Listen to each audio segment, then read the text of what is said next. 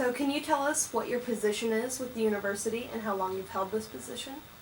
Sure. I am an assistant director in student involvement, and I serve as the director of the LGBTQA Plus Resource Center. I opened the center in the fall of 2007, so we're 8 years old now. I've actually been an employee on campus for 23 years. So, yeah. What were you before the director of the Resource Center? I was the one and only sex education coordinator for 15 years. And then for 1 year, I did a split position between health education and student involvement. On a daily basis, what does your day consist of?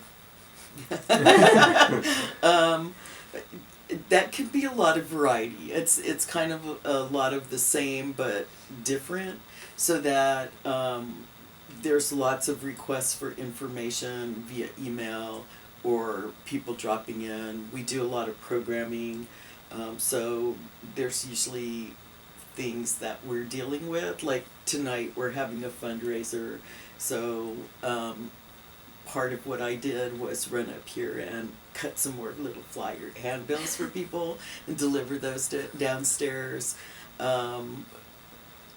I meet with the student staff, I meet with other students. I don't know, I work on a lot of stuff, so one day there might be a lot on a particular topic. So it was interesting, the director of student involvement got an email about gender neutral bathrooms, which she then referred to me. She's like, it's not often I get an email about bathrooms in my inbox, and I'm like, yeah, if you're an LGBT director, if regular conversations about restrooms is part of your work life. So there's just, it's a wide variety of things that go on, but there's some thematic things that happen too. Alright. Do you have any advice for adolescents growing up as LGBTQA plus in Nebraska? I think I think it's hard to give advice to youth, because as I get older, I recognize things people said to me that I maybe misinterpreted the way they meant it, or that I didn't really know what to do with that information, or that it didn't really make a lot of sense to me till I had more experience, so I actually knew what they were talking about. So I think overall the best thing is for youth to find someone or some people that will accept and support them for who they are and help them develop who they are as individuals, and try to look at life as an adventure. Yeah. What do you believe is the biggest challenge for LGBT youth in Nebraska? I think living in a politically conservative state that doesn't have funded resources for LGBT youth or for families is very challenging for people. So the lack of information, the stereotypes, the fact that people don't understand that LGBTQA is not like a melting pot, and that people often don't think that the information or the needs of LGBTQA youth are important, and that it becomes very invisible in some ways. So the issue of visibility and invisibility is kind of a catch-22.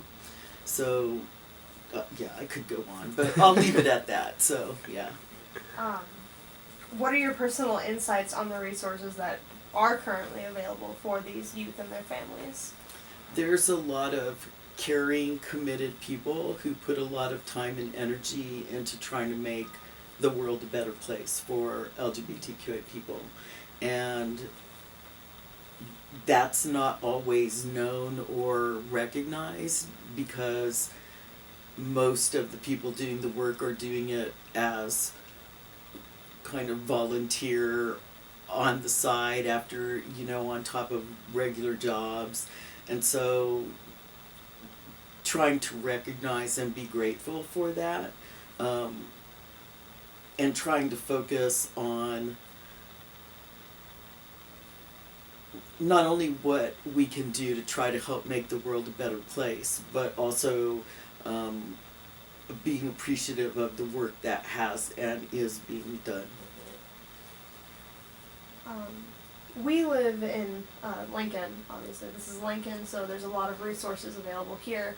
Do you know of any resources out in rural Nebraska, places where there's not a center or there's not a college that you can go to for help? Well, there are some PFLAG chapters. So PFLAG, I think there's one in Kearney and one in Hastings, and I think there may even be one in Scotts Bluff now.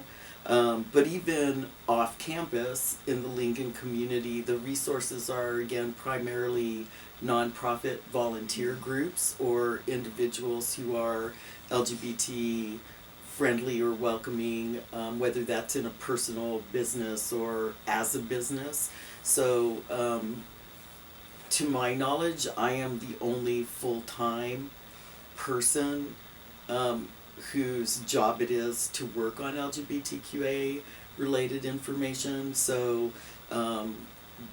I do think that that's a valuable thing. UNO now has a combined gender and sexuality center, so kind of not the only person, but it's not technically full-time LGBTQA. So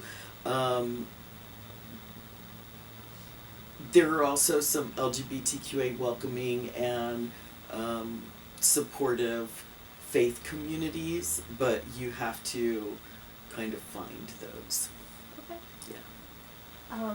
What can individuals do to be a successful ally if they're not members of the community? Okay, I actually have a slightly different definition of ally that we use on campus. So, it being somebody who's pro-LGBTQA and actively committed to diversity and inclusion, mutual respect, and personal safety for all people of all sexual orientations and gender identities and expression. And so that kind of technically means you may be part of the community and you may not be, rather than making that distinction of you're an ally if you're not part of our community. And part of why I do that is because just because of your identity doesn't mean that you're knowledgeable or supporting of all of the identities under the LGBTQA umbrella. And so basically, I think what most individuals can do is to have a certain amount of awareness about sexual orientation, gender identity, and expression, and recognize that that applies to absolutely everybody, including heterosexual, cisgender people, and that having more information about what sexual orientation and gender identity and expression are is important for everyone, that everybody knows somebody who's LGBTQA, whether you're aware of it or not, and that on an individual level, what that means is not only having some awareness of the fact that people do differ, that everything isn't on a binary when it comes to sexuality or gender, that being respectful and allowing people to figure out who they are and not stereotyping everybody or imposing those stereotypes on people is important, and that being able to have conversations and really look at individuals as individuals is a basic start. But I also think that means people have to have a certain amount of willingness to look at themselves and accept and appreciate themselves, because I think it's hard to do that for other people if you can't do that for yourself, which is why it's so important for everybody to have somebody in their life that can do that for them on some level. I think beyond that, once you are more aware and learn things, it's about continuing to learn things, and also then if you see something going on, to speak up or step up or do something even if it's after the fact. And so part of that's about skills development when it comes to how do you talk about these issues, how do you help to raise awareness about some of the issues that are going on, and then being able to take those actions. So most are able to do that. We have most control in our individual interactions, but we're also part of groups, whether that's a friendship group or an organized group or a faith community or a school, and that being able to bring our voice to the table and not giving up in the face of resistance is really important. So some of what that's about is capacity building and also really working to develop community. I'll stop there. I can always talk a lot, so I'll just stop there. Yeah. For our final question, what do you hope for the future? What is the number one thing you hope for the future of these LGBTQA people and people within the community, both allies and actually within the whole community, I guess? What do you hope for the future? Well, I actually hope that I think it's really important that people recognize primary identities, but I also think that it's really important that people recognize that we're not a primary identity, that we all have multiple intersecting mixed identities that we bring with us wherever we go, and that our whole life is really like a learning process. So our identities, while they don't change, are somewhat fluid because our knowledge and experiences and our perceptions change. And so I hope that people start to recognize that all of who we are is part of what we bring, and that we all have value. I think if we could see that, there'd be a lot less conflict in the world.